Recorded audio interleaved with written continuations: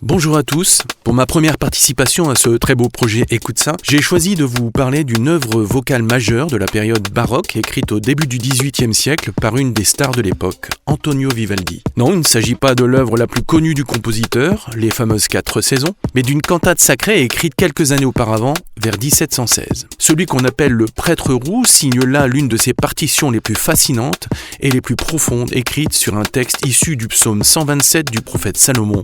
Aujourd'hui, je vous parle du Nisi Dominus d'Antonio Vivaldi.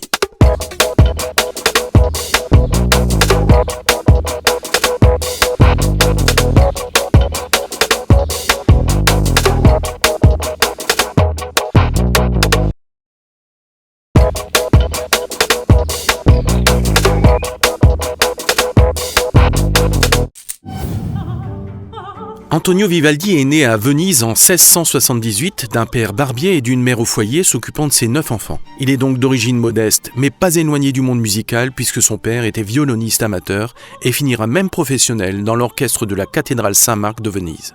C'est donc tout naturellement que le petit Antonio se met au violon dès son plus jeune âge. Extrêmement doué pour cet instrument, il est stimulé par l'importante vie culturelle de la Venise de l'époque et l'attention toute particulière que son père lui porte. C'est d'ailleurs son père qui le poussera à devenir prêtre, meilleur moyen à l'époque pour un roturier de prétendre à une carrière honorable. Mais Antonio est de santé fragile, souffrant régulièrement de quintes de toux et comprend assez vite qu'il ne pourra jamais dire la messe. Probablement asthmatique, il se concentrera donc sur l'étude de la musique et deviendra l'un des compositeurs les plus réputés de son époque. S'il n'est pas l'inventeur du concerto moderne, puisque ce titre est attribué à Giuseppe Torelli, il est tout de même considéré comme son premier promoteur, celui qui a imposé cette forme au monde musical.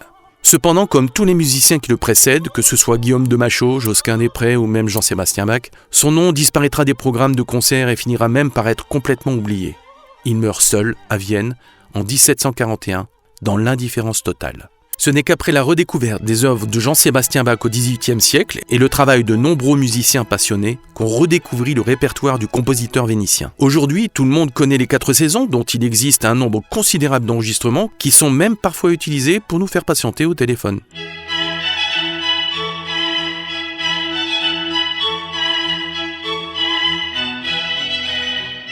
Bien qu'il soit religieux et tenu à un comportement moral exemplaire, Vivaldi écrit bon nombre d'opéras, ce qui, à l'époque, n'était pas forcément bien vu par l'autorité épiscopale. Il a composé énormément d'œuvres instrumentales, des concertos, des sonates, de la musique de chambre.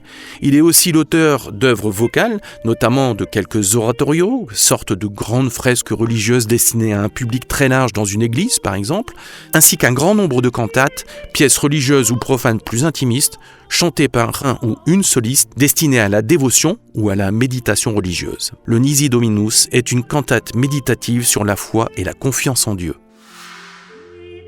Depuis le début du XIVe siècle, la Pietà de Venise recueillait les filles abandonnées, orphelines ou de familles trop pauvres. Certaines d'entre elles se voyaient enseigner la musique et devenaient d'excellentes instrumentistes ou d'excellentes choristes. Vivaldi intègre la Pietà en 1703 en tant que professeur de violon et de 1711 à 1716, il y est nommé maître de concert. Plus tard, lorsqu'il quittera l'institution, il en recevra encore des commandes.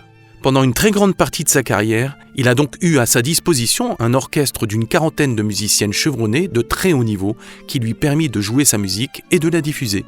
L'orchestre de la Pietà a donc été le premier à interpréter le Nisi Dominus qui va devenir une œuvre majeure de la musique baroque.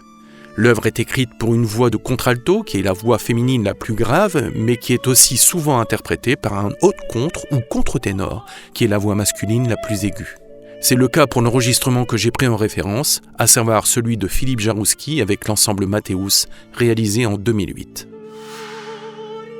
Nisi Dominus signifie « si l'Éternel ». Il s'agit de l'incipit, c'est-à-dire des premiers mots du premier mouvement de l'œuvre. Depuis les chants grégoriens, les premiers mots d'un chant religieux en constituent très souvent le titre. Ce sera le cas ici pour chaque partie du Nisi Dominus. Si l'ensemble de l'œuvre, qui comporte 9 mouvements, est empreint d'une piété profonde, celle-ci n'en est tout de même pas pour autant uniforme. Elle génère tout un tas d'émotions et Vivaldi en exploite tout le potentiel, nous baladant d'une joie quasi extatique à une quiétude sereine, d'une réflexion profonde à une certitude exaltée.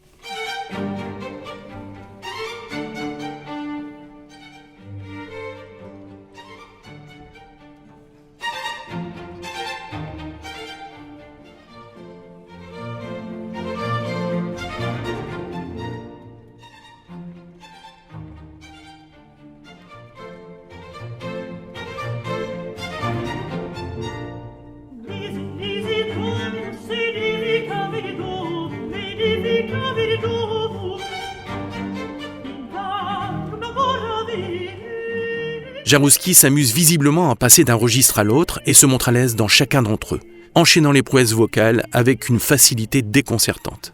Dès le premier mouvement, il est flamboyant, d'une virtuosité proprement étonnante, sautillant sur les syllabes, virevoltant sur les mélismes. Loin de lutter contre l'orchestre, il est en osmose avec celui-ci grâce au travail que le chef d'orchestre, Jean-Christophe Spinozzi, effectue avec les cordes, mais aussi grâce au placement des micros qui rendent toutes les couleurs de l'orchestre.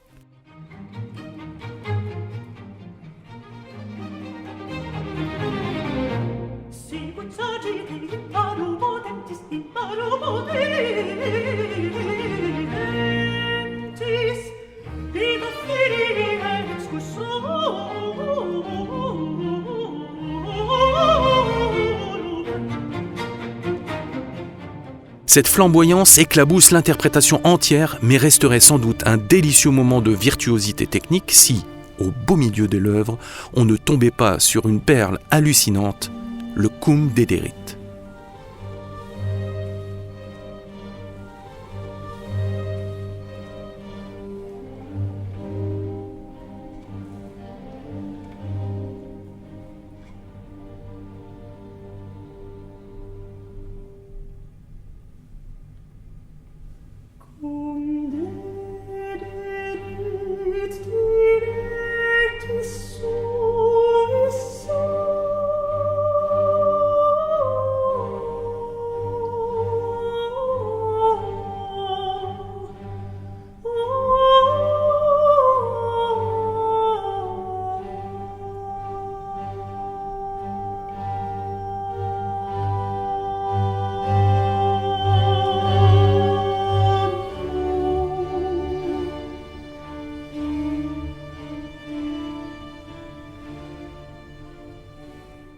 Le mouvement est presque simpliste.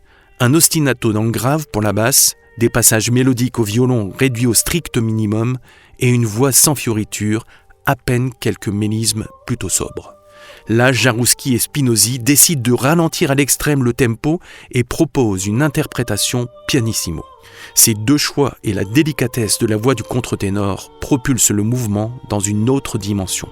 On a la sensation d'être à la fois sur un fil, les yeux fermés, suspendu à la pureté vocale du chanteur et au plus près des violons, de l'alto et de la contrebasse, que le bruit léger de l'archet frottant les cordes est presque palpable. Cela est beau, cela est organique et rend à cette œuvre ses plus belles promesses. Pas de pathos inutile, un pur moment de vérité musicale, un chef-d'œuvre absolu.